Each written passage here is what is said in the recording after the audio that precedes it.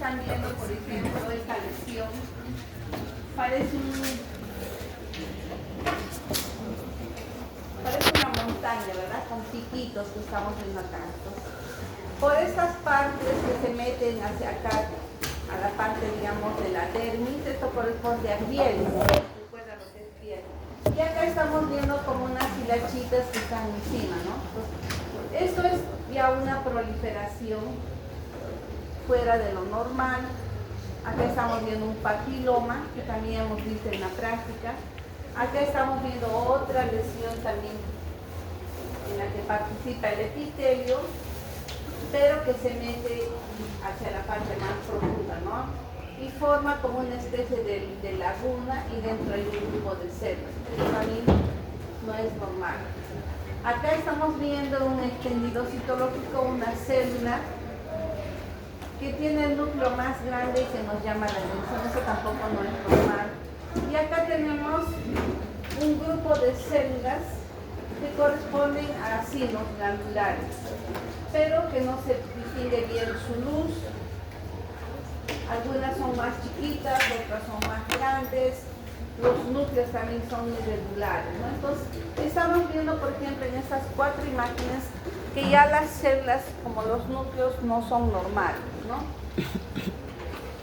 Entonces, vamos a empezar definiendo, digamos, qué es neoplasia, ¿no? Neoplasia siempre hacemos mención a la raíz, a la palabra que tiene, digamos, su origen, ¿no? Neo, nuevo, plasia, crecimiento de algo, ¿ya? Entonces, normalmente en nuestro organismo todas nuestras células están en una homeostasis, todas están ordenaditas, no tienen, digamos, ninguna agresión. Esto es el equilibrio, acá funciona todo normal, ¿no? Pero puede haber algún estímulo, como lo que hemos visto, alguna agresión, algún efecto hormonal, algo que, digamos, va a causar que una de las células empiece, digamos, a adaptarse, ¿no? Vamos a tener primero lo que habíamos visto, ¿no? Los periodos de adaptación, luego vamos a ver, digamos, ahí habíamos visto atrofia, hiperplasia, habíamos visto hipertrofia, habíamos visto metaplasia. Entonces, al inicio hay unos cambios en el que la célula todavía se parece a la normal, dejado de haber el estímulo, puede regresar y volver, ¿no? Entonces, acá todavía los cambios son reversibles. Ahora, si esto persiste, pueden muchas células también adaptarse a ese cambio, pero todavía no hay modificaciones en el núcleo. Estos cambios son reversibles, ¿no? Eso lo habíamos visto. Puede persistir la lesión, ya empieza a crecer, ya empieza a haber una hiperplasia, una adaptación, ¿no? Pero puede llegar un momento en que esta hiperplasia se va a tornar un crecimiento desordenado, ¿no? Ya las células ya no van a estar normales, sino ya va a haber una displasia. Entonces, displasia es crecimiento desordenado. Hay muchas células que están proliferando, pero de una manera desordenada, ¿no? Entonces, ya no se guarda ese orden como lo que veíamos antes, sino ya empiezan a aparecer de diferentes formas y tamaños, ¿no? Y hay crecimiento desordenado. Entonces, a eso le llamamos displasia, ¿no? Ahora, esta displasia, ¿qué es lo que puede pasar? Puede pasar, si persiste la agresión, a una modificación. Entonces, puede suceder que tanto, digamos, hay un efecto agresivo que las células ya no van a estar, digamos, ya la displasia no va a ser solamente, digamos, dentro del epitelio o dentro de la mucosa, sino esto ya se va a tornar, digamos, un cambio más profundo a nivel, sobre todo a nivel del núcleo, y vamos a tener ya, digamos, un carcinoma in situ, ¿no? La displasia va a comprometer todo el espesor del epitelio, las células se van a modificar, sobre todo el núcleo, y ahí vamos a tener ya, digamos, un carcinoma in situ, ¿no? Una displasia severa, algo que está todavía dentro del epitelio y no ha roto la membrana basal. Pero también se puede dar por otros mecanismos, ¿no? Tenemos la mutación.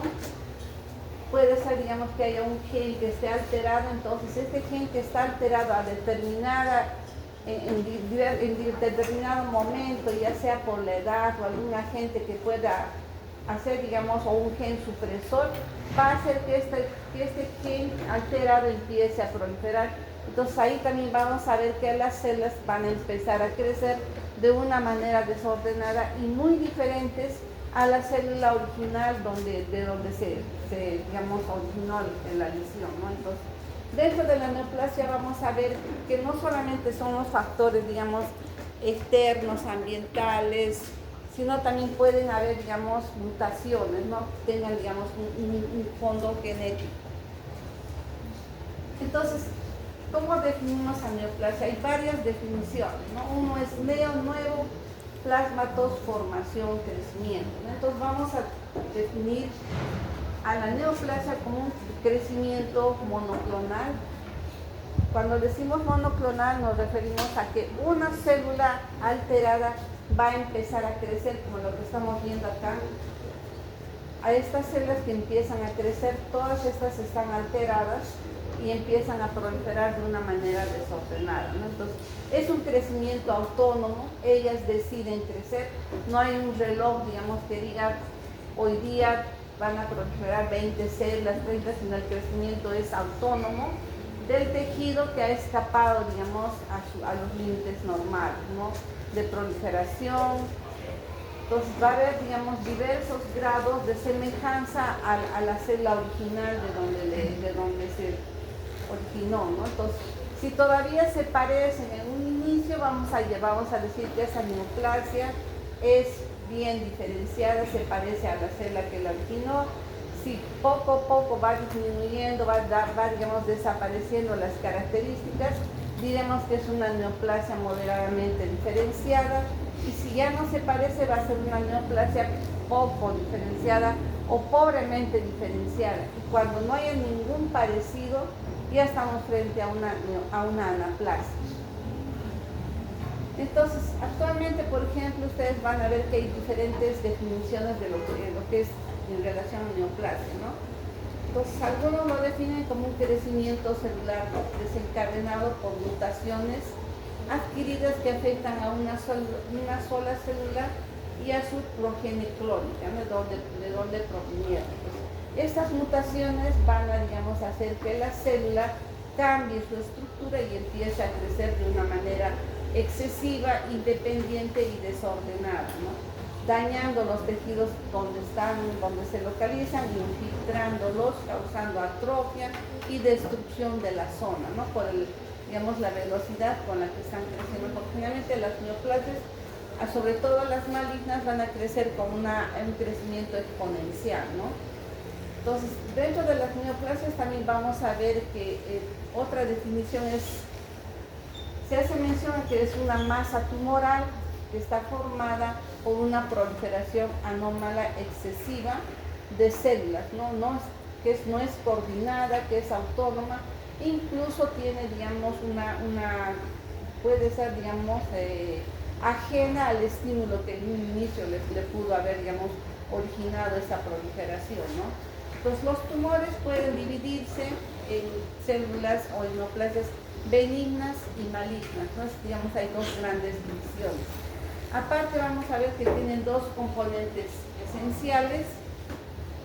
Uno va a ser, digamos, la parte que constituye al parénquima tumoral, que son las células que están proliferando, las células alteradas, y también vamos a ver que tiene otro componente que es la parte estromal, lo que vendría a ser más o menos el tejido conjuntivo, ¿no?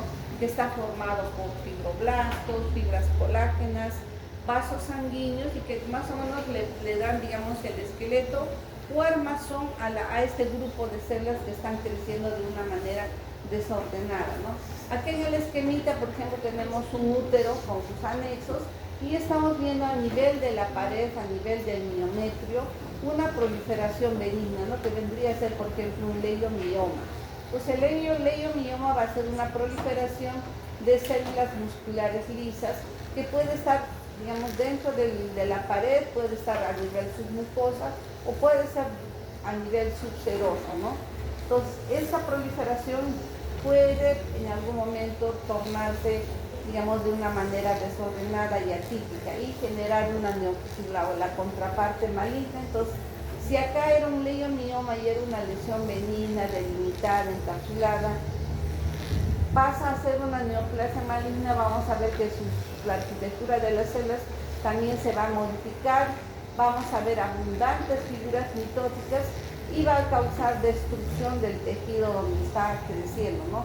Aparte, la propia tumoración va a adquirir diferentes patrones de crecimiento, muchas veces se acompaña de necrosis, hemorragia y sobre todo en lo que se refiere a neoplasias mesenquimales, vamos a ver que la tipicidad a veces de las células no es mucha, ¿no? Lo que nos lleva, digamos, a definir que es una neoplasia mesenquimal es el número de mitosis, ¿no?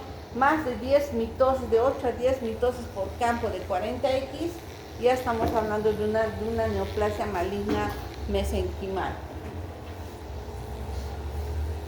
Pues acá tenemos las características de las neoplasias, vemos su clasificación primero en benignas y malignas. La otra manera también de clasificarlas es según su origen, si son primarias o secundarias. Por ejemplo, puede ser que se originó a nivel del cuello uterino, hizo una metástasis y lo podemos encontrar a nivel de pulmón, ¿no? Entonces, el paciente puede debutar con un cuadro neumónico, le toman una placa y ven una lesión tumoral a nivel pulmonar. Entonces se le hacen los estudios y se ve que la lesión no es primaria, sino es secundaria. Entonces es una metástasis. Entonces la neoplasia es una masa anormal de tejido cuyo crecimiento es excesivo y coordinado en relación a los tejidos de origen, que es continuo a pesar de suspender el estímulo lesivo, y esta es una definición de nuestro amigo Willis. Entonces, aparte de esas características que hayamos visto, tenemos que ver cuál es la definición de diferenciación de anaplasia, invasión local, metástasis y vías de propagación, ¿ya? A ver, chicos, pueden dejar de conversar, porque si no lo dejo a la clase acá y se queda y no explico nada. Ustedes van a conversar, creo que tenemos que guardarnos respeto, ¿verdad? Yo les he dado un tiempo para que tomen vuestro desayuno, coman, pero no se pongan a conversar. O de repente, si no les importa la clase, por favor, les invito a retirarse a los chicos que no deseen. ¿Ya? Me quedo con los que quieren hacer clases. Y si es así, no hago ningún repaso, no hago absolutamente nada. Porque yo quiero quedarme con los chicos que quieren aprender, no con los que están conversando. Luis, por favor, ¿puedes acercarte un poco más?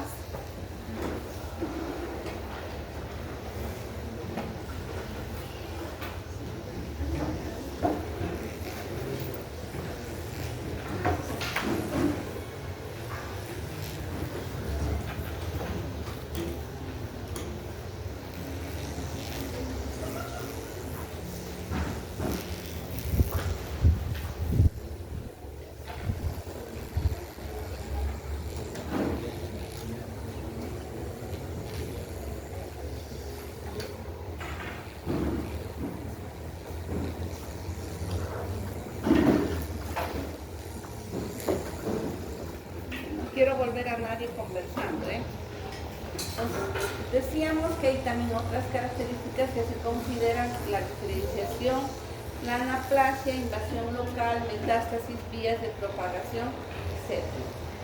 Entonces, la diferenciación, ¿qué viene a ser? Es el grado o la magnitud en el que las células parenquimatosas neoplásicas se parecen en su función y forma a las células del parénquima sano, ¿no? Entonces, los tumores benignos generalmente son bien diferenciados y la neoplasia viene a ser la falta de diferenciación. Esto es pregunta de examen, ¿ya? Ustedes tienen que definir o tienen que darse cuenta qué es el grado de diferenciación y qué es anaplasia, ¿no? ¿Por qué decimos bien diferenciado, moderadamente diferenciado y pobremente diferenciado? Entonces, si nos basamos en esta definición, acá tenemos un esquemita. Estamos viendo acá células subglándulas, acá igual. Estas todavía se parecen a estas pequeñas. Entonces acá estaríamos viendo que es una neoplasia que todavía, digamos, va a mantener esta forma, ¿no? Entonces las glándulas pueden ser tubulares así pequeñas, pueden ser un poco más dilatadas, pueden ser más alargadas. Esto es lo normal, ¿no? Entonces nosotros tenemos que acordarnos cómo es una glándula. Las vamos a ver en esta forma pequeñas, con una luz un poco más pequeña, las podemos ver de esta forma un poquito más alargada. Entonces, si esto es lo normal, cuando digamos empiezan a proliferar y se parecen todavía a estas otras, vamos a decir que es una neoplasia bien diferenciada, ¿no? Si por ejemplo estamos acá, en el que ya no, las glándulas ya han perdido sus luces, ya no tienen luz, están formando masas irregulares, acá esto ya no se parece digamos, a las glándulas originales, entonces estamos haciendo mención a una neoplasia ya pobremente diferenciada. En estos casos sí o sí tenemos que hacer el uso de marcadores tumorales para poder definir si el sitio es en ese lugar o es una metástasis o es un secundarismo, ¿no? Entonces acá tenemos un carcinoma escamoso. Carcinoma escamoso hacemos mención a que puede ser la piel, puede ser mucosa del cuello uterino, mucosa de la cavidad oral, puede ser mucosa también del conducto auditivo externo, puede ser la conjuntiva, puede ser de la faringe, puede ser del esófago, en los sitios donde haya mucosa, ¿no? Entonces, ahí y donde, sobre todo, donde haya epitelio poliestratificado. Entonces, tanto, digamos, a nivel de la piel vamos a tener un poliestratificado queratinizado. Pero, por ejemplo, en la mucosa de la cavidad oral vamos a tener un poliestratificado, pero no hace queratina, no tiene queratina de sus cosas. En el cuello uterino igual vamos a ver no queratinizado. Entonces, este tipo de neoplasias que tienen que ver, digamos, con la parte epitelial, pueden llegar a formar lo que es un carcinoma escamoso o un carcinoma epidermoide, ¿no? Bien diferenciado. Bien diferenciado decimos cuando se parecen al epitelio, se parecen estas células a los queratinocitos que hay en la piel, o bien también se pueden parecer a las células basales, parabasales, intermedias o superficiales de las mucosas, ¿no? Y otra cosa que también hacen estos bien diferenciados es que estas células van a madurar antes del tiempo, ¿no? Antes de que, digamos, hayan llegado a ser células superficiales, por ejemplo, en las mucosas se empiezan a formar queratina, ¿no? Esos gramos de queratina empiezan a crecer antes del tiempo y van a formar como una especie de ovillos, ¿no? A eso le llamamos perlas de queratina. Entonces las perlas de queratina nos hacen recordar que este es un carcinoma bien diferenciado, un carcinoma escamoso bien diferenciado. Pero puede ser, por ejemplo, que acá tenemos un rhabdomiosarcoma. Rhabdo hacemos mención a lo que es músculo esquelético, ¿no? Entonces en el músculo esquelético vamos a ver si es una lesión benigna será un rhabdomioma, pero si es una lesión maligna va a tener el sufijo sarcoma. Entonces acá estamos viendo un rhabdomiosarcoma poco diferenciado. Entonces estas células no se parecen a las fibras esqueléticas. Ya tienen, vean, un núcleo bien grande que está, digamos, a nivel central. Las fibras esqueléticas son alargadas, tienen los núcleos periféricos. Acá, por ejemplo, esta célula como que tuviera núcleos periféricos, pero ya está alterada, ¿no? Y digamos, el estroma que le acompaña también nos está mostrando otras células individuales con núcleos marcadamente atípicos, unas células pleomórficas. Entonces, si vemos esto, decimos que es un rhabdomiosarcoma poco diferenciado, ¿no? Ahora también tenemos que ver la localización donde está el tumor. Otra neoplasia que también puede ser, digamos, poco diferenciada, medianamente o poco bien diferenciada es el carcinoma ductal de mama. Acá estamos viendo unas estructuras alargaditas. Estas de acá vienen a ser los ductos a través de los cuales va a salir la secreción láctea, ¿no? Pero ya los estamos viendo alterados. Algunos llegan a tener una pequeña luz, otros generalmente ya no tienen luz, hacen como una especie de masas infiltrativas del tejido donde están, ¿no? Entonces la mama va a tener un estroma fibroso y adiposo, ¿no? Entonces acá estamos viendo un fondo rosado que viene a ser colágeno.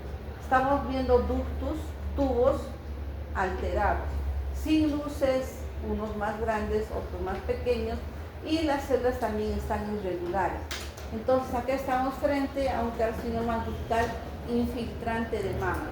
Infiltrante, ¿por qué? Porque salió fuera de los ductos, ¿no? Entonces, ya que un ducto está metiéndose por acá, el otro por acá, entonces se supone, o lo normal es que digamos tengamos un acino mamario, y ese acino mamario va a vertir su producto hacia un ducto, ¿no? Entonces todo eso está conectado dentro de un lobulillo, pero acá estamos viendo ductos de diferente tamaño y por todo lado. Entonces esto ya es infiltrante. Otra neoplasia que también, o otra lesión que también nos hace, digamos, o otra característica que también vamos a ver en las neoplasias malignas es la cantidad de mitosis, ¿no? Y la forma. Normalmente sabemos que hay una profase, metafase, anafase, telofase, ¿no es cierto? Pero acá vamos a ver profases incluso irregulares, vamos a ver metafases, telofases, de diferente forma. Podemos ver tripolares, cuatripolares. Entonces ya eso también nos está haciendo mención a que estamos frente a una neoplasia maligna, ¿no? Sobre todo las lesiones anaplásicas, esas que tienen los núcleos ya muy irregulares, con bastante pleomorfismo, es decir, una célula va a ser más grande, la otra va a ser más pequeña, de diferente forma. El núcleo puede tener puntas, pueden ser, digamos, más pequeñitos, o pueden, digamos, tener lóbulos. Algunas veces, por ejemplo, nosotros decimos que es un núcleo convoluto, es un núcleo de aspecto cerebroide, de acuerdo a las características que tienen los núcleos, ¿no? Entonces, decimos una lesión anaplásica con núcleos irregulares de forma y tamaño variable, ¿no? Con figuras mitóticas atípicas, ejemplo, una mitosis tripolar. Decimos también que el núcleo está aumentado de tamaño, por eso le llamamos núcleo megalia, podemos decir macronúcleo o núcleo aumentado de tamaño, ¿no? De bordes irregulares, la cromatina está irregular, está debido a los bordes del núcleo, o a veces se está marginando, entonces también eso va a hacer que los nucleolos sean evidentes. Entonces vamos a ver uno o varios nucleolos, ¿no? Algunas veces los vamos a ver a los nucleolos bien rojitos, y otras veces los vamos a ver como que hay espacios claros en el núcleo. Acá tenemos la manera, por ejemplo, cómo va a progresar una lesión a nivel de los bronquios. Primero va a empezar a haber una metaplasia, un cambio, va a ser, digamos, del epitelio cilíndrico, puede pasar un epitelio escamoso, por ejemplo, en el bronquio, ¿no? Si es, por ejemplo, a nivel del intestino, vamos a tener, o a nivel del estómago, vamos a tener que es un epitelio mucosecretor, pero va a ser una metaplasia intestinal si es que, digamos, hay lesión a nivel del estómago. Esta metaplasia intestinal puede ser una metaplasia incompleta o bien completa y pasar a una displasia de alto o bajo grado, y si es de alto grado va a ser un carcinoma in situ.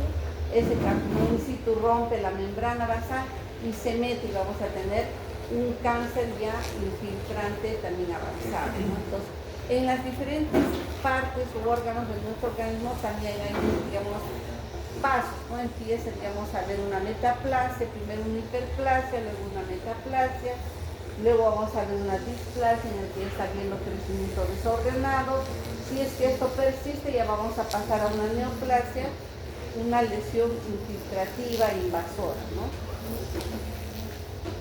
Entonces la metaplasia, recordamos que era la sustitución de un tipo de célula por otro, no había un cambio del fenotipo. Acá estamos viendo un epitelio cilíndrico del bronquio en el que va a cambiar a una metaplasia, ¿no? A un epitelio poliestratificado no queratinizado. Acá estamos viendo el epitelio también a nivel del esófago, que tiene varias hileras, y también hace un cambio, ¿no?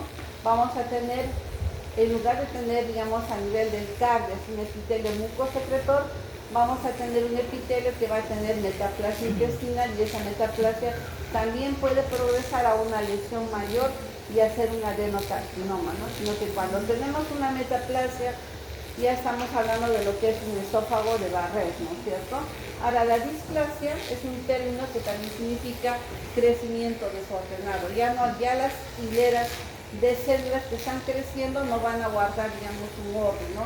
No va a ser células basales, parabasales, intermedias y superficiales, si es que es mucosa.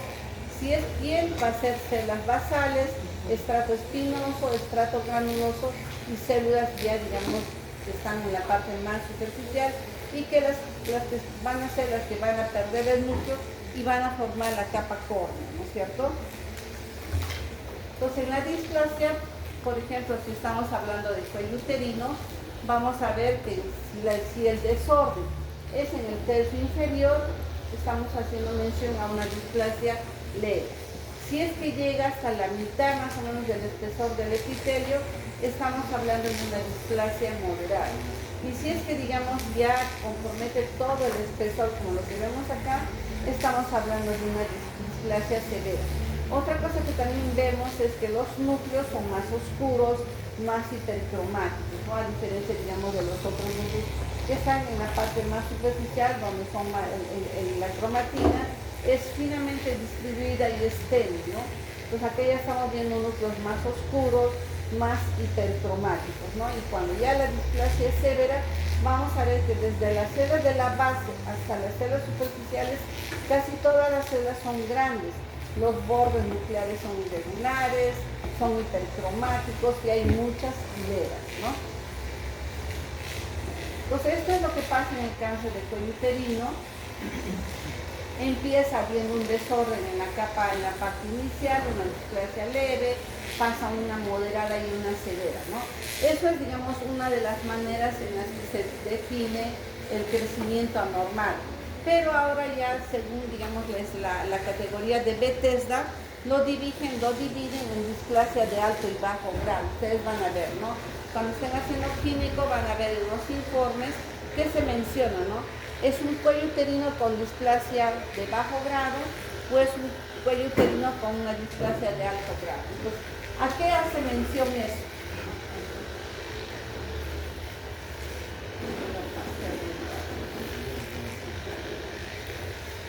Hace mención a que, digamos, el desorden que estaba por acá, por la parte inicial, si llega a la mitad, prácticamente va a continuar y va a comprometer todo.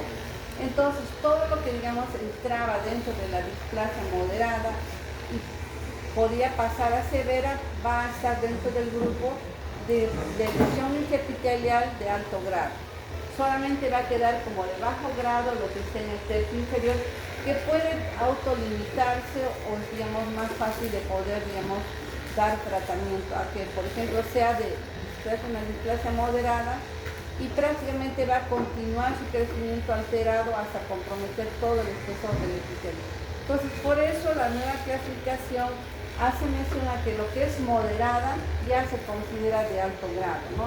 Antiguamente, ustedes van a ver en los informes, nosotros todavía ponemos, nos decimos lesión LIE de bajo grado, le ponemos a su costadito neoplasia intraepitelial cervical 1, le ponemos displasia leve, el crecimiento en el tercio inferior es desordenado. Si es que es, digamos, una displasia moderada, ya le ponemos lesión intraepitelial de alto grado, NIC 2, neoplasia intraepitelial cervical grado 2, le ponemos displasia moderada y eso queda como LIE de alto grado. Si es que, digamos, compromete todo el espesor, igual, LIE de alto grado, displasia severa, NIC 3. Entonces, esa terminología lo hacemos porque algunos ginecólogos todavía no se acostumbran a utilizar esa nueva nomenclatura de decir LIE de bajo grado o LIE de alto grado. Entonces, acá estamos viendo dos cuellos uterinos. Vean estas erosiones, cambien el color del epitelio, que ya nos están alertando, ¿no? Y ustedes también van a ver que en los consultorios se utiliza una sustancia, por ejemplo, Lugol o vinagre, para poder, digamos, delimitar el área que está lesionada, ¿no? Si le ponen, por ejemplo, sea el vinagre o el Lugol, va a pintar de un color blanco. Entonces, esas áreas que cambian son áreas acetoblancas, ¿no? Entonces, de esas áreas acetoblancas es donde las áreas sospechosas y es donde el ginecólogo va a tomar las biopsias, ¿no? Entonces, en el carcinoma in situ vamos a tener ya un compromiso de todo el espesor del epitelio y se van a agregar figuras mitóticas atípicas y en mayor proporción. Pues las células atípicas reemplazan a las normales en todo el espesor del epitelio, ¿no? Están desorganizadas, con una maduración irregular, hay aumento del número de hileras. Normalmente el cuello uterino va a tener entre 6 a 8 hileras, acá estamos viendo más de 20 hileras, y la membrana basal todavía acá está respetada, entonces es un incipit en este lugar, ¿ya? Otro que vemos también es, digamos, las figuras mitóticas, lo que les decía, ¿no? Si ya vemos figuras mitóticas, esto también nos va a corroborar que ya es un cáncer. Mientras no haya figuras mitóticas atípicas, estamos hablando de una displasia severa, pero si hay figuras mitóticas atípicas, ya hacemos mención a un carcinoma in situ. Pues la invasión local, ¿qué va a hacer? Va a ser, digamos, el crecimiento de la lesión tumoral lento e infiltrativo, ¿no? Hacia, digamos, rompiendo la membrana basal, destruyendo el tejido circundante, ¿no? Que puede ser, digamos, una neoplasia que va a crecer hacia la parte profunda y también hacia las partes laterales, ¿no? Los tumores benignos generalmente se rodean de un tejido conjuntivo al que le llamamos cápsula, ¿no? Y está bien delimitado, está formado por fibroblastos, fibras reticulares y colágeno, ¿no? Entonces va a hacer que, digamos, el proceso expansivo se delimite. Entonces eso también lo diferencia de las neoplasias malignas, que no tienen, digamos, un límite y crecen de una manera desordenada, infiltrando, destruyendo el tejido adyacente, ¿no? Entonces, ahora otra cosa que también tenemos que ver es que la encapsulación no siempre va a ser, digamos, algo que esté delimitado y que, digamos, esto es benigno, ¿no? Puede ser que dentro de la cápsula encontremos cambios, por ejemplo, digamos, transformaciones malignas dentro de un mismo tumor, ¿no? Y eso a veces observamos, por ejemplo, en los teratomas, ¿no? Los teratomas son unas lesiones tumorales de ovario y podemos encontrar dentro del teratoma pelo, dientes, tejidos maduros, ¿no?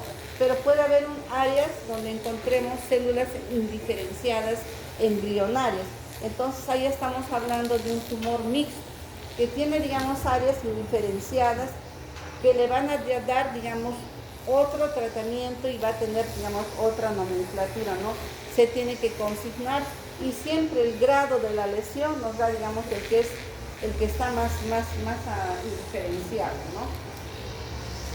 Entonces acá vemos las cápsulas que vienen a ser, digamos, las envolturas de los tumores.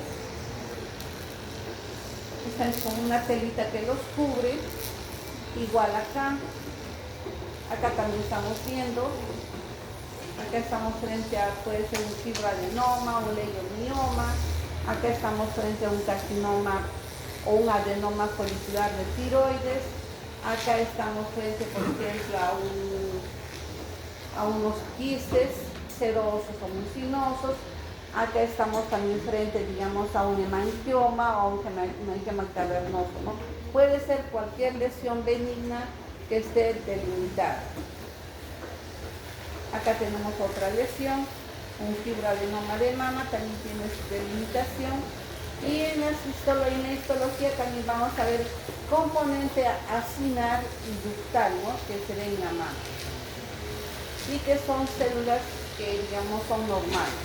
Lo que les decía, ¿no? Los tumores vasculares también van a tener una cápsula que los delimite, y ahí tenemos los pequeñitos, los hemangiomas nodulares o hemangiomas capilares que les llamamos anteriormente, ahora se les llaman nodulares, y los más grandes vienen a ser los hemangiomas cavernosos, ¿no? Si ustedes se han fijado, hay personas que tienen unos lunares de carne chiquitos, rojitos, ¿no? Esos vendrían a ser los hemangiomas nodulares, y los cavernosos ya son masas más grandes, ¿no? Que tienen mayor cantidad, mayor diámetro. Pues la invasión va a ser, digamos, la destrucción del tejido circundante, va a causar la atrofia, va a causar la necrosis, va a causar hemorragia, porque va a ir destruyendo el tejido, digamos, que infiltra, ¿no? Pues acá, por ejemplo, tenemos un hígado en el que estamos viendo varias áreas nodulares, ¿no? Entonces, acá, por ejemplo, este tumor, este hepatocarcinoma, rompió, digamos, el área donde estaba creciendo en el inicio y empieza a infiltrar, ¿no? El crecimiento aparentemente está como delimitado, pero estamos viendo lesiones satélites en otras partes, ¿no? Entonces, estamos viendo múltiples áreas tumorales, nodulares. Esto también es maligno, ¿no? Muchas áreas tumorales. Cuando se hace una ecografía, también, digamos, el informe nos hace mención a que hay varias lesiones tumorales, ¿no? Aparentemente no tienen una cápsula que las delimite, no hay, digamos, una separación del tejido adyacente. Lo que se observa es una reacción linfocitaria peritumoral y una reacción desmoplástica, ¿no? Sí. Una pregunta, ¿por qué el ciclocáncer quiere hacer metástasis? ¿Por qué lo hace? Como decimos. ¿Hay alguna razón para que el tejido canceroso haga metástasis? Claro, empieza a crecer, está afectado a ahora, el mismo tumor también tiene unos factores que desencadenan muy pequeños, que transforman básicos, ¿no? Para que le den nutrición a ese tumor. Esta es una de las causas, entonces, que se transforma a una vena, a una arteria, de esa manera empiezan a descender los tumores y ya como y aquí se da lo que utilizamos como las letras. Acá tenemos un carcinoma de mama, digamos una pieza donde estamos viendo la lesión tumoral. ¿Ven? Es una lesión especulada, le decimos, porque tiene como unas puntas, es de un color blanquecino, la mama casi todo es tejido adiposo, y acá estamos viendo el tejido neoplásico, ¿no? A la microscopía, esto como lo vamos a ver, acá está el tumor, una masa irregular, lobulada, se nota también las células, el tumor más oscuro porque los núcleos también son más hipercromáticos. La metástasis es, digamos, la propagación del tumor a otros lugares, ¿no?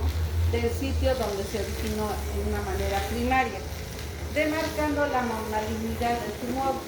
Entonces, lo que permite penetrar a los vasos sanguíneos, no solamente a las arterias, a las venas, sino también a los linfáticos, ¿no? Y ahí también entran las cavidades corporales. Por ejemplo, si es un cáncer de pulmón, sale, rompe la pleura visceral, entra a la cavidad pleural, ¿no? Entonces va a comprometer las células mesoteliales, que viene a ser ese epitelio que está, digamos, cubriendo ambas caras de la cavidad pleural, ¿no? La parte, digamos, parietal y la parte visceral.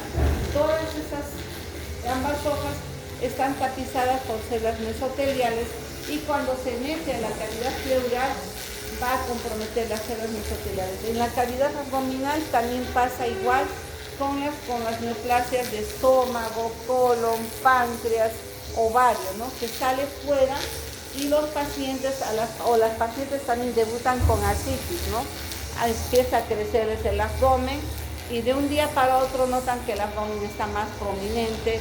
Cuando le hacen la ecografía ven que hay líquido, aumento de líquido en la cavidad peritoneal, se hace una punción, se saca líquido y lo que se busca es la presencia de las células neoplásicas, ¿no? Entonces, si encontramos en ese líquido pleural, en ese líquido ascítico, células neoplásicas, estamos pensando que el tumor ya salió fuera del ovario, salió fuera del colon, salió fuera del estómago, salió fuera del hígado, de la vesícula, de todos los órganos que podamos tener dentro de la cavidad abdominal. Entonces, por ejemplo, en un caso clínico les podemos poner, ¿no? Paciente debuta con ascitis, en el líquido ascítico se encuentran células atípicas y la ecografía nos hace mención a que, digamos, a nivel del estómago hay una masa, una lesión proliferativa. ¿Qué estaríamos pensando? Que hay una metástasis, ¿no es cierto? Salió fuera y el tumor ya no está solamente en la mucosa del estómago, compromete toda la parte de la pared gástrica, compromete la serosa, sale fuera de la serosa, va a infiltrar las células mesoteliales de la cavidad abdominal, ¿no es cierto? Entonces, esas células mesoteliales también están constantemente también renovándose, pero llega un momento en que la neoplasia las ahoga. Y entonces las células mesoteliales producen una determinada cantidad de líquido. Ese líquido permite que los intestinos se muevan, permite los movimientos peristálticos, ¿no es cierto? Pero si estas células se dañan, las células mesoteliales, empieza a acumularse líquido. Entonces el hecho que se acumule líquido ya también nos llama la atención de que puede estar habiendo una ascitis, ¿no? Entonces esa ascitis no solamente sea, digamos, por una hipertensión portal, por una cirrosis, sino también sea por una metástasis. Paciente añoso de 70, 80 años que hace ascitis, hasta que no se demuestre lo contrario, es una neoplasia oculta. Hay que buscar dónde está el cáncer, ¿ya? Entonces, ahora hay, por ejemplo, neoplasias como los gliomas, los carcinomas vasocelulares que pueden producir una invasión temprana sin metástasis, ¿no? A nivel cerebral vamos a tener que la neoplasia más frecuente son los gliomas. Y los gliomas son derivadas de la glía, ¿no? La glía viene a ser, digamos, el tejido de sostén y el tejido también que le da, digamos, le protege a las neuronas, ¿no es cierto? Ahora, el carcinoma vasocelular, ¿de dónde proviene? Es de la piel. A nivel de la base de la epidermis tenemos a las células basales, ¿no es cierto? Estas células basales también empiezan a crecer, a proliferar y causan lo que conocemos también como el ulcus rodens. En la piel ustedes van a ver que los pacientes también mayores, sobre todo en las áreas expuestas, tienen unas heriditas que no se curan. Pueden estar 2, 3 meses y tienen un color blanco nacarado. Ese color blanco nacarado es característico de un carcinoma vasocelular, ¿no? Entonces, en la clínica también se puede poner un caso, una pregunta: paciente con una lesión ulcerada, blanco nacarada, en el dorso de la nariz, ya ustedes van a recordar que eso pertenece a un carcinoma vasocelular. Entonces, estas metástasis, tanto de los gliomas como del carcinoma vasocelular, van a, digamos, avanzar en el sitio, ¿no? Pueden crecer de nuevo, de repente un vaso celular lo tiene en la punta de la nariz, de nuevo le va a crecer en el ala de la nariz, de nuevo le va a aparecer en la región frontal, ¿no? No es porque, digamos, se va viaja por los vasitos, no. Eso no pasa ni en los gliomas ni en el carcinoma vasocelular. Ahora, los melanomas sí son lesiones sumamente agresivas, tienen un crecimiento local limitado, pero comprometen los linfáticos. Entonces, los melanomas también ustedes tienen que saber que no es solamente cuestión de ver la lesión pigmentada. Hay que hacer una buena biopsia para ver la profundidad. El melanoma crece hacia la parte profunda y compromete, si se mete a un linfático, ya sus células están viajando a otro lado. Entonces, la lesión de un melanoma puede ser una lesión pigmentaria de repente de 1 centímetro, de 2 centímetros, no ser muy grande, pero sus metástasis ya han llegado incluso hasta ganglios aórticos, ganglios ciliacos. Entonces, cuando ven un paciente que tiene un melanoma, una lesión pigmentaria, generalmente el tratamiento es amputación. Se le saca el dedo, se le saca el pie, dependiendo del tamaño de lesión, ¿no? Otros son las leucemias y los linfomas, que por su condición de diseminación también crecen muy rápido, ¿no? Los linfomas hay que ver si son nodales o extranodales, ¿no? Si son, digamos, si se originan, por ejemplo, empezó en la médula o empezó en un tejido ganglionar. Las metástasis son implantes de células tumorales en otros lugares lejos del sitio primario, ¿no? Entonces, a ver qué es lo que, digamos, por ejemplo, que hemos visto, ¿no? El glioma va a crecer infiltrando, ¿no? En el sitio de lesión. El vaso celular igual aparece en este lado y de nuevo va a aparecer en otro lado, ¿no? Ahora, por ejemplo, ¿qué es lo que pasa acá? Lo que decíamos, ¿no? La neoplasia va a crecer y puede llegar a un vaso sanguíneo. Igual como lo que pasa, digamos, en el proceso inflamatorio, las células penetran el vaso, empiezan a viajar como trombos tumorales, ya sea venosos, trombos tumorales arteriales o linfáticos, y colonizan otras regiones del cuerpo, ¿no? Entonces, de esa manera se diseminan las lesiones neoplásicas. Entonces, las vías de propagación pueden ser por los vasos sanguíneos, o por los linfáticos, ¿no? Entonces acá tenemos los sarcomas, por ejemplo, van a diseminarse por sangre. Entonces van a tener esta mnemotecnia, ¿no? Salsa para los que son, digamos, neoplasias mesenquimales. Y para los que son epiteliales, que son los carcinomas, la diseminación es a través de la linfa.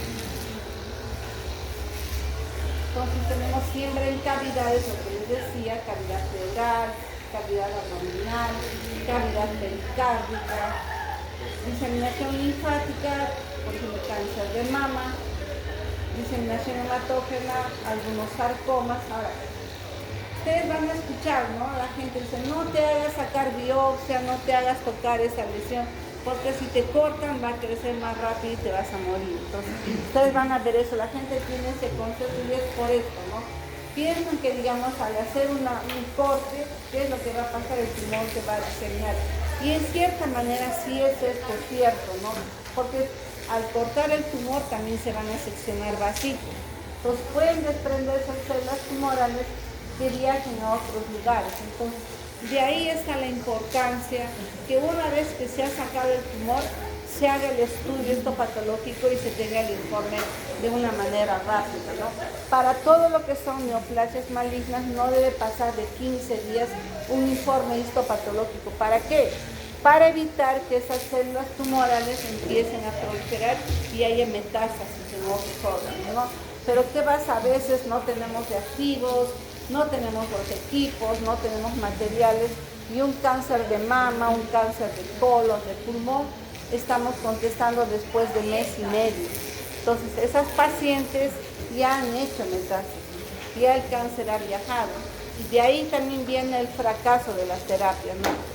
Fracasa la quimioterapia, la radioterapia, y es porque pasa eso. Entonces, nosotros también como patólogos reconocemos nuestro error, ¿no? Muchas veces no es porque, digamos, hay desidia, sino no tenemos materiales, sobre todo, ¿no? Y ahora que estamos con el CIS.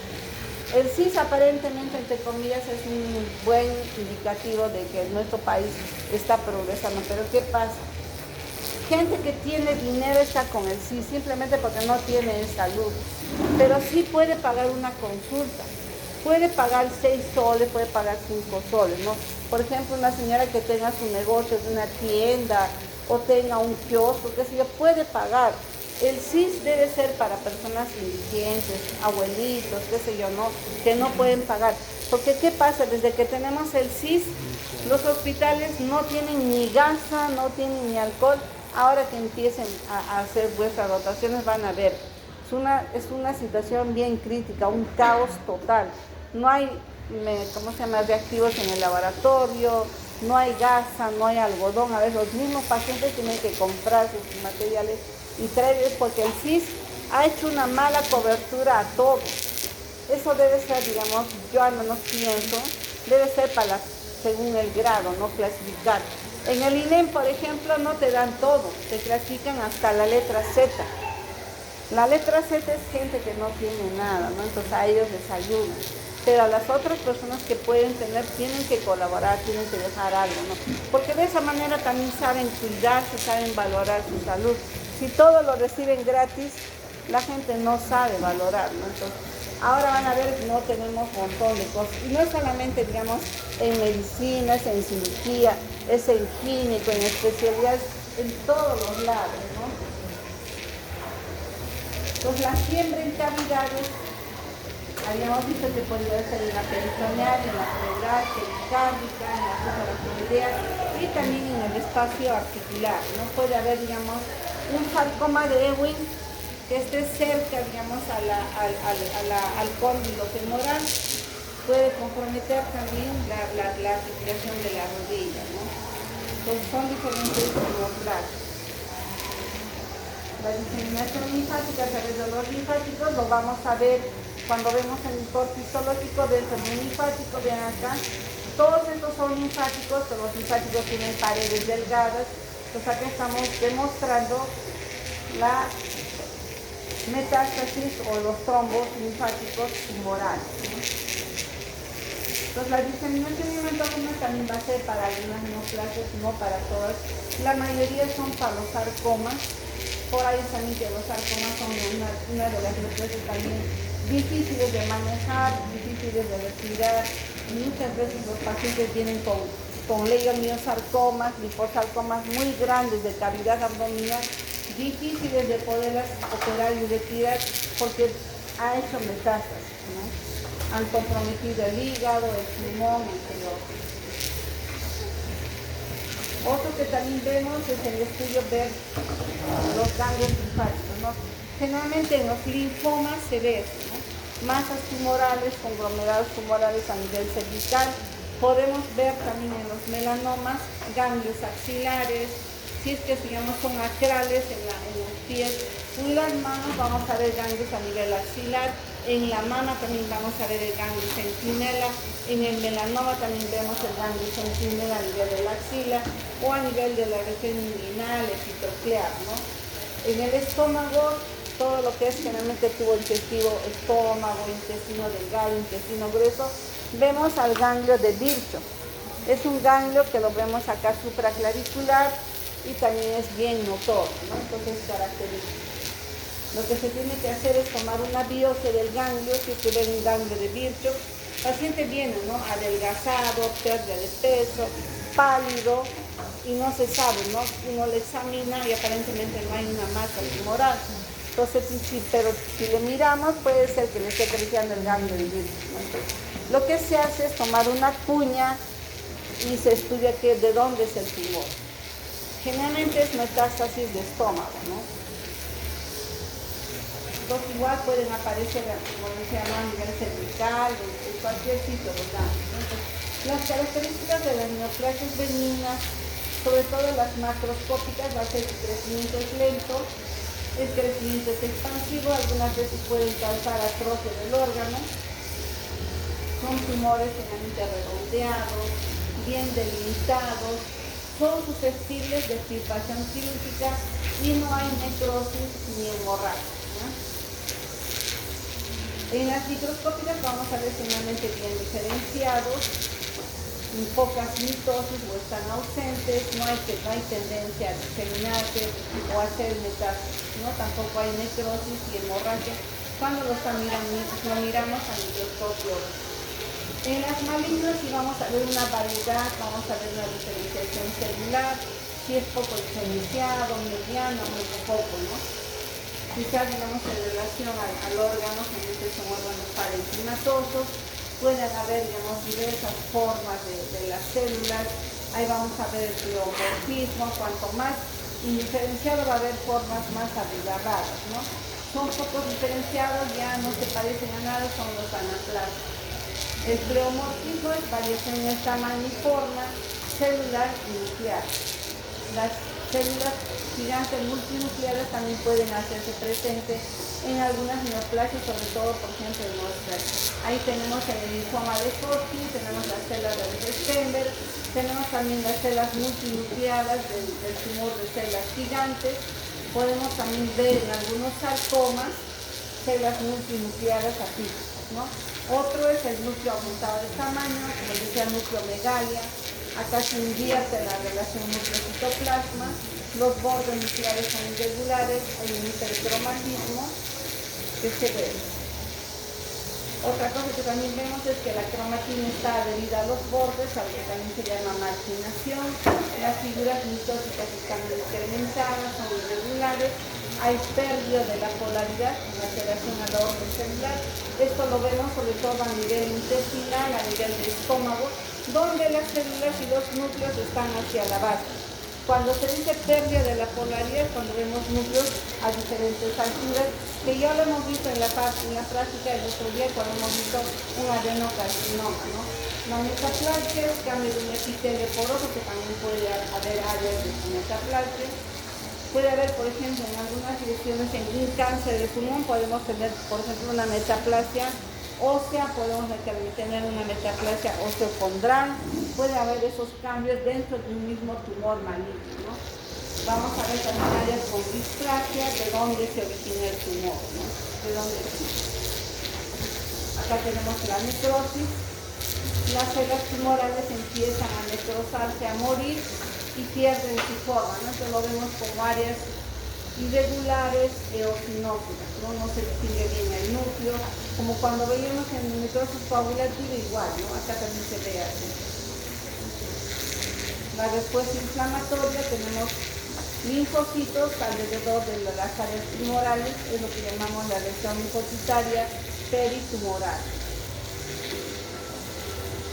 Ahora, el índice mitótico alto, contamos, como les decía, las mitosis por campo de 40X, cuántas mitosis en los sarcomas y todo lo que son las neoplasias mesenquimales, más de 8 a 10 mitosis por campo ya nos dan la característica de que es una neoplasia mesenquimal maligna, una neoplasia fuso-celular. En lo que es carcinomas, en lo que digamos, depende del epitelio, las mitosis pueden ser 4, 5, 6 mitosis, igual las consignamos. El grado nuclear, si es que los núcleos se parecen a las células originales, cuánto, digamos, ha aumentado, qué tan grandes son, si es bien diferenciado, medianamente o poco diferenciado, ¿no? Acá las mitosis atípicas, vean, tremendas mitosis, células totalmente bizarras, irregulares, ¿no? Como estas de acá. Acá lo benigno y maligno que ya les había hecho mención. Acá este cuadrito para que ustedes tengan cómo es que, digamos, van cambiando de cuando es benigno, cuando es maligno, ese cuadrito. Y acá vamos viendo algunas nomenclaturas, ¿no? Las células totipotenciales generalmente son aquellas células germinales poco indiferenciadas, ¿no? Por ejemplo, cómo empezó, de dónde se originó un ovario, de dónde se originó un testículo, son de esas células germinales. Cuando las miramos, son chiquititas, parecen unas pepitas, son moraditas, pequeñitas, no se parecen a nada. Por eso les decimos células totipotenciales y son células germinales. ¿Qué van a dar estas células? Van a dar los teratomas, son lesiones tumorales, son benignas, pueden ser en el ovario, pueden ser en el testículo. En ambos se puede dar en los teratomas. ¿Qué vamos a ver en estos teratomas? Vamos a ver todos los tejidos maduros.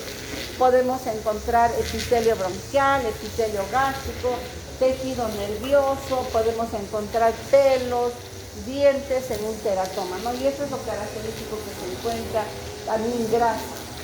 Ahora, pueden ser también teratomas inmaduros. En estos teratomas inmaduros, ¿qué es lo que vamos a encontrar? Vamos a encontrar esas células indiferenciadas, ¿no? Entonces, estos tumores, estos teratomas inmaduros, generalmente se dan en niños o niñas, ¿no? Entonces, una niña de 7, 8 años, 9 años aparece con lesiones tumorales que llegan a medir incluso 30, 40 centímetros, lesiones muy grandes con células totalmente indiferenciadas, ¿no? Puede ser también, por ejemplo, acá esbozos retinianos, esbozos renales, células nerviosas, primitivas, pueden haber otro tipo de células, ¿no?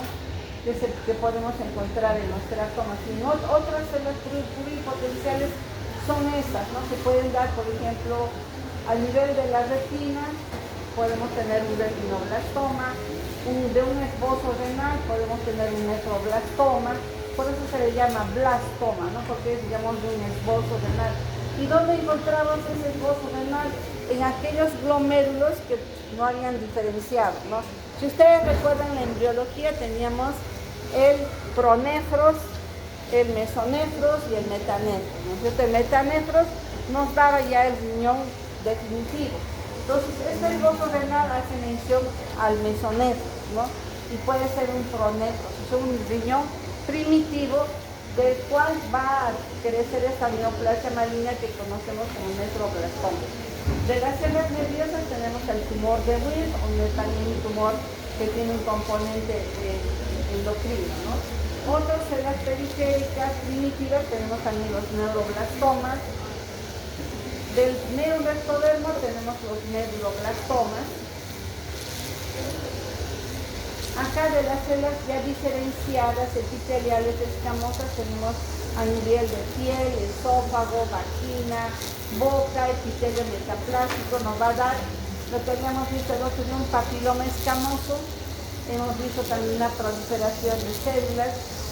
La parte maligna sería un carcinoma escamoso o un vaso celular, este es el epitelio.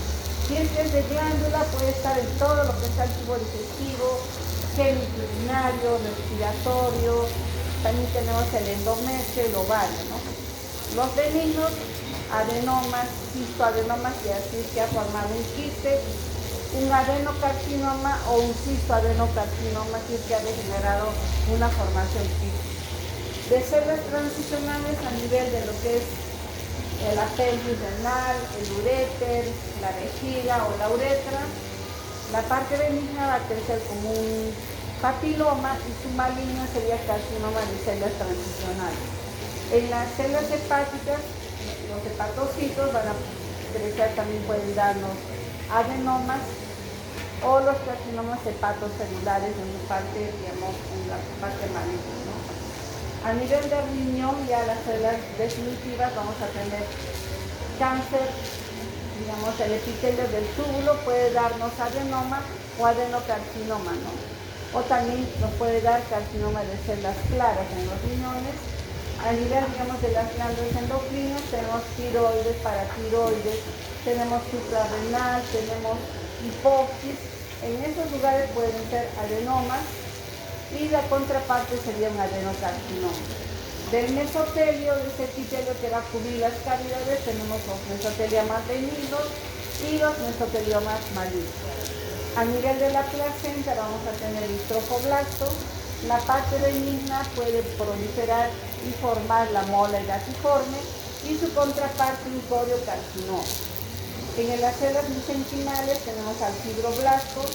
Este fibroblasto puede producir un fibroma y su parte, digamos, maligna, un fibrosarcoma. En el cartílago tenemos el condrocito de las células del cartílago. Esto puede generar un condroma y un condrosarcoma en una parte maligna. El nervio tenemos las células de Schwann, los schwannomas, y su contraparte sería el tumor de la vaina de los nervios periféricos, ¿no? Acá en el hueso, el osteoblasto puede formar una neoplasia que llamamos el osteoma y la parte maligna un osteosarcoma. En la grasa tenemos el lipocito, va a formar los lipomas o los liposarcomas, ¿no?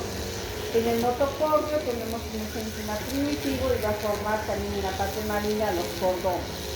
Los vasos sanguíneos, sobre todo las células endoteliales, van a dar los hemangiomas, linfangiomas y en su parte maligna un hemangiosarcoma, un sarcoma de Kaposi, un linfangiosarcoma. En la piramada igual, las células de la meninge, tenemos la parte benigno meningioma y también puede haber un meningioma maligno, ¿no? En los músculos, un racomioma y la parte contramaligna sería un racomiosarcoma. También tenemos las células de la glía, ahí tenemos los astrocitomas, ¿no? Finalmente son malignos y la parte más agresiva sería un glioblastoma multiforme. En los melanocitos, los nevos, las lesiones benignas, los lunares y la parte maligna, el melanoma maligno, ¿no? Más o menos esto es así, ¿no? Vamos viendo del tejido eritropoyético igual, acá de la parte hemática, las leucemias, las diferentes leucemias, también tenemos los linfomas, en cuanto a al tejido linfoide, de los histiocitos, también el histiocitoma maligno, ¿no? Y así de cada uno de ellos va a tener su parte benigna y maligna. Pues ahora vamos a ver otras neoplasias que también, digamos, tienen preponderancia, por ejemplo, el sarcoma de Ewing. Esta es una lesión maligna del hueso, pero que se da, por ejemplo, más en personas jóvenes. El sarcoma de Kaposi tiene relación con el herpes virus y esto lo vamos a ver sobre todo en pacientes VIH, ¿no? En estadio SIDA. El linfoma de Burkitt es un linfoma también derivado de las células T y está asociado con el virus de Epstein-Barr. La enfermedad de Hodgkin también es una proliferación del tejido linfoide y puede estar asociada a diversos virus, ¿no? Ahora, los linfomas MAL también están asociados al Helicobacter pylori. El adenocarcinoma de estómago también está asociada al Helicobacter pylori, ¿no? Pueden haber también otras lesiones en las que, por ejemplo, los linfomas pueden tener un origen que sea nodal o que tenga un origen extranodal, ¿no? Entonces, que digamos, son lesiones que tienen algunas características particulares, ¿no? Los amartomas también se consideran unas lesiones tumorales, pero más que todo es una malformación que va a producir el crecimiento de una masa desorganizada de los tejidos de donde provino, ¿no? Por ejemplo, tenemos un amartoma a nivel pulmonar. ¿Qué vamos a encontrar en ese amartoma? Vamos a encontrar bronquio, vamos a encontrar alveolos, vamos a encontrar cartílago, ¿no? Todo lo que hay, digamos, en un pulmón. Acá tenemos los teratomas, vean, son lesiones encapsuladas en su interior. Acá estamos viendo una parte que tiene diente, acá está la grasa. A nivel microscópico encontramos piel, todo lo que es tejidos maduros. Entonces en los teratomas benignos vamos a encontrar tejidos ya maduros. Por eso que encontramos un diente, encontramos folículos pilosos, grasa, y a la microscopía vamos a observar, por ejemplo, piel, vamos a encontrar bronquios, vamos a encontrar epitelio intestinal, ¿no? En el inmaduro vamos a ver finalmente lesiones sólidas con células indiferenciadas, ¿no? Acá tenemos un teratoma, vean, pura grasa, y por ahí folículos pilosos, ¿no? Esto es bastante frecuente ver en nuestros servicios. Los tumores fibrosos, ya habíamos visto un tumor así que aparecía en el dorso de la muñeca. Pueden aparecer estos tumores fibrosos en otras partes, ¿no? Uno de los lugares más frecuentes que se ve, por ejemplo, a nivel de la cavidad pleural, ahí encontramos también este tipo de tumores, ¿no? Acá tenemos lo que les había hecho mención yo, un tumor fibroso en el fibroma nodular, la parte microscópica, células fusiformes. Acá, como se ve en la microscopía, puro fibroblasto. Un leiomioma, acá tenemos un leiomioma submucoso que está ocupando la cavidad uterina, las trompas, los ovarios. Acá tenemos al leiomioma, son células musculares lisas que siguen algunos trayectos, pueden tener áreas de degeneración lisoide, degeneración quística, pero siguen siendo leiomiomas uterinos. Acá la disposición de las fibras musculares lisas, vean, están en enlaces paralelos. El osteoma, una lesión benigna de hueso, está habiendo proliferación de osteocitos. Acá en la placa radiográfica aparecen deformidades a nivel, digamos, de la tabla externa. Acá estamos viendo, por ejemplo, a nivel de epifisis, estas formaciones, como una formación física, ¿no? A nivel de las epifisis de los miembros largos. Acá la formación de tejido óseo, estamos viendo osteoblastos y osteocitos, ¿no? Proliferación de tejido óseo. A esto le llamamos un osteoma, una lesión benigna. Los encondromas igual pueden ser proliferaciones de cartílago, se observa finalmente en la parte distal de los dedos como deformidades, y lo que observamos son formas, digamos, condrocitos en masas, ¿no? Que están proliferando pero no tienen malignidad. Los lipomas igual, lesiones del tejido adiposo, masas tumorales encapsuladas, bien delimitadas, los adipocitos que vemos en la parte microscópica. El hemangioma cavernoso, una lesión maligna o benigna, pero de mayor tamaño por la proliferación de vasos. Como lo vemos en el hemangioma pequeñito, en el capilar, que es chiquito, lo vemos vasitos pequeños de paredes delgadas con componente inflamatorio, fibroblastos. No se ve en un hemangioma capilar, y en un cavernoso que es más grande vamos a ver ya paredes más establecidas, más, digamos, más gruesas. El linfangioma, vamos a ver, es otra lesión también benigna, con dilatación de linfáticos que encontramos, ¿no? Linfáticos amplios, llenos de linfa. También es una lesión benigna.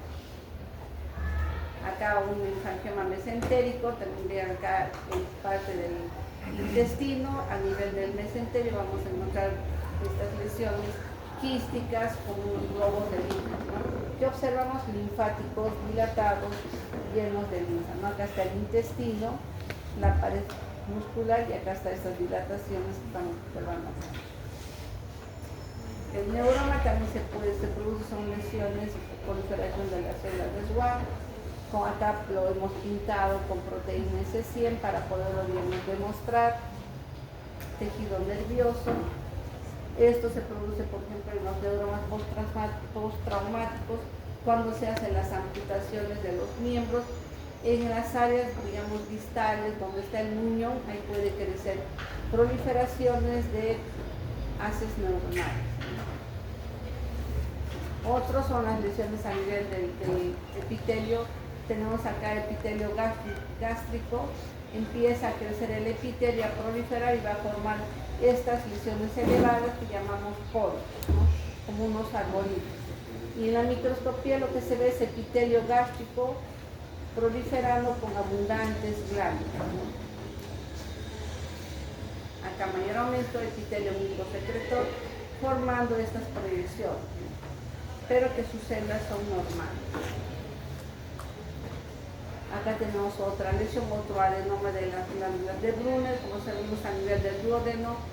A nivel de la primera porción hay abundantes células de las glándulas de Brunner.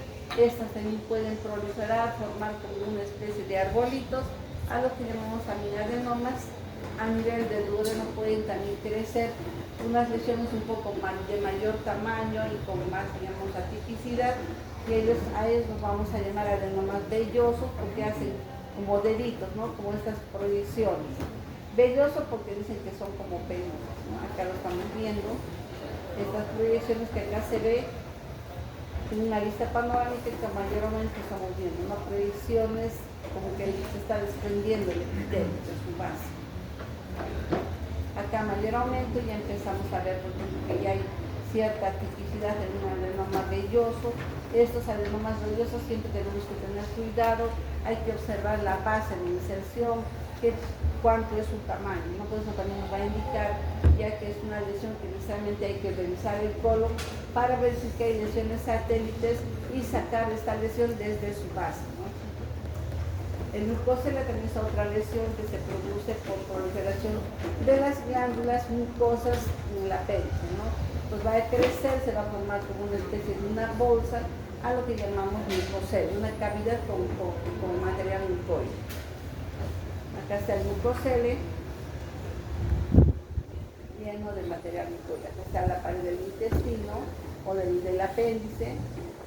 Hay una hiperplasia también de las células y esto está lleno de material mucoide. En histología vamos a averiguar, puede haber incluso aumento del cilíndrico, pero las células calciformes también pueden estar disminuidas, o puede ser también como aquí estamos viendo, ¿no? Proyecciones digitiformes, múltiples, con abundantes células calciformes. Acá tenemos a nivel del colon igual lesiones elevadas, poliposis. Pueden ser 2, 3 lesiones que se presenten, ¿no? Como también podemos observar que haya múltiples lesiones, entonces llamamos poliposis. Este arbolito que está acá, esta lesión elevada, esta es su base y esta vendría a ser la copa, ¿no? Lleno de estructuras túbulo-glandulares. Acá el insulinoma, otra lesión del páncreas, de las células de los islotes de Langerhans, forman lesiones tumorales también bien delimitadas. Los cistoadenomas vienen a ser lesiones quísticas, generalmente son a nivel de ovario, del epitelio de superficie, proliferan y forman lesiones quísticas, ¿no? Lleno de un líquido seroso, pueden ser multiloculadas, tener múltiples cavidades, acá tener pequeñas elevaciones, papilas, y tapizadas con un epitelio cilíndrico similar, digamos, a un quiste seroso. Por eso se ve todas estas células basófilas cilíndricas. No hay calciformes, no hay células que produzcan moho. Es más para que produzcan un líquido seroso, ¿no? Acá está, tienen como unas proyecciones como cilios hacia la superficie. El mucinoso es otro tumor también de ovario, pero también va a tener múltiples cavidades, puede ser multiloculado, de contenido mucinoso, ¿no? Como gelatina se presenta. Mientras su epitelio por dentro, las paredes sean lisas, no hay problema, pero si empiezan a ver papilitas, lesiones elevadas, ya nos preocupamos. Entonces, en la microscopía es ver epitelio cilíndrico como del intestino. Acá está el epitelio, vean, cilíndrico con abundantes células calciformes. El corangioma tenés otra lesión tumoral de las vellosidades placentarias, se ve, ¿no?, en la cara materna de la placenta, y cuando se corta son lesiones bien sangrosas. El corangioma también es otra lesión, aquí estamos viendo, bien delimitada, y se ven vasitos y abundantes canales vasculares, ¿no? También se ve de la placenta, acá mayor aumento, lagos venosos, y digamos, el epitelio, el intersticio. El papiloma, lo que habíamos visto el otro día, lesiones elevadas de la piel, puede ser por TDAH o papilomavirus, generalmente tienen esta forma de puntitas, ¿no? En las malignas vamos a ver, acá tenemos el melanoma, lesiones con melanocitos atípicos, un abundante pigmento melánico grande e irregular. El carcinoma escamoso del cuello uterino, lesiones proliferativas, destructivas, acá desapareció prácticamente todo el cuello uterino. El epidermoide, que puede presentarse también en el dorso de la mano, en áreas expuestas, el rostro, los pabellones auriculares, el cuello, el dorso de las manos, no todo lo que tiene que, digamos, ver con la radiación. Acá está bien diferenciado, tiene sus perlas córneas, no se olviden de eso. ¿Qué más vamos a encontrar? Vamos a encontrar también otra lesión tumoral, que es el carcinoma vasocelular. Ven, tiene unos bordes blancos nacarados, característicos del vaso celular, ¿no? Y a esto le llamamos el ulcus robens, o sea, una úlcera que no cicatriza. La microscopía nos muestra células basales, proliferación de estos nidos y mantos de células basaloides. Acá el cáncer gástrico, una lesión excavada, Borman 4, una lesión ulcerada, lecho ulceroso necrótico. Vean cómo se diferencian las paredes, casi el avanzado, los pliegues del estómago terminan acá amputados porque no se continúan, ¿no? Ya terminamos, es el último ya creo. Para que vean el cáncer gástrico, la parte glandular, el mismo otro que da el carcinoma de células inmunitarias del sello, este es de la tiroides, también es bastante frecuente.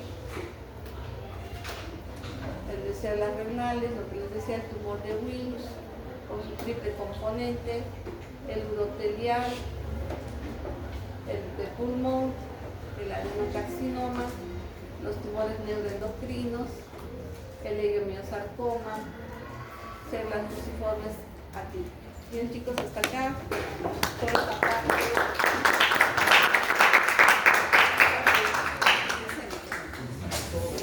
Ya sé. Sí.